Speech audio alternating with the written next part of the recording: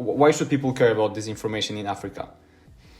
So why should we care in Africa? And I think the reason why we started caring 10 years ago about this work was that we saw that covert, deliberate kind of distortion of the facts was costing lives. And it started during the early years of the HIV/AIDS pandemic in South Africa, where there was a deliberate kind of coordinated attempt to convince people that HIV didn't exist, that it was a CIA plot, and that it was a plot by white kind of northern governments to try and prevent kind of births or kind of growth of kind of global majority communities and societies. And I lived in the epicenter of that in South Africa, in a place called Mpumalanga, where literally people, by government officials, had fallen for this disinformation. We're telling people that they should eat beetroot, and that's kind of as a cure, and that the antiretrovirals was a poison that had been developed by the CIA. And we could see it. I had colleagues who died of AIDS because they didn't get, they got AIDS because they didn't believe the preventative kind of the advice around prevention. And secondly, they didn't go for medication.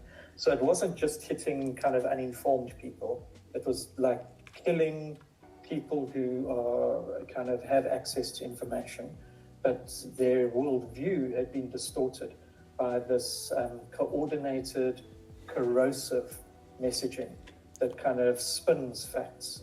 And we saw it again kind of in multiple kind of circumstances. In South Africa, when I was still a journalist, we saw how deliberately a criminal cabal commissioned a troll farm in India, and they injected this concept of white monopoly capital into the political discourse in the country to deflect away from investigative media and others who were asking questions around state capture, around grand corruption. And so we saw how it distorted an entire political kind of discourse or system in the country.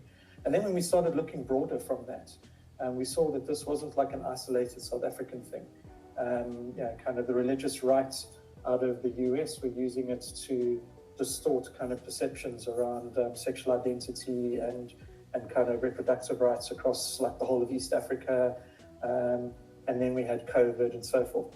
So I think that the reason why we care about it is that in many of the places where we work across Africa, and we're in 28 countries, the information watchdogs are far weaker, and like really strong, granular kind of counter information from scientific or academic sources are far fewer than they are potentially in Europe or in the US. And so it's far easier for this stuff to get traction in ways that is not a meme that people just share it on social and then forget about it. People internalize it and it becomes their worldview in a far stronger and deeper way than potentially happens in richer information environments. And so because of that, I mean, we funded the first fact-checking in Africa back in 2012 before it became an issue in Europe or North America. And also, I think way before many other people, we started looking at information warfare, information manipulation as a criminal activity. There are large service providers who don't believe the propaganda they spread. They're doing it because they profit from it. They're political consultancies. And I mean, they're not all kind of in Russia or China, which is where everyone always sees the bad guys. We see the organizations that did the most harm in South Africa was a British political consultancy, Bell Pottinger, who no longer exists because they were exposed. But these were very rich, very well respected. They'd get invited into the House of Lords and into the best clubs in London and laugh about kind of the political consultancy they were doing in the South. So it's a problem that kind of stems out of everywhere across the political spectrum.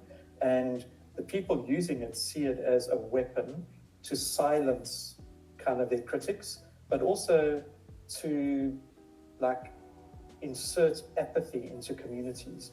Either that we can't change things because we're going to be forever poor, or actually democracy doesn't work because it's controlled by the elites, or NATO's bad, or Europe's bad, or whatever.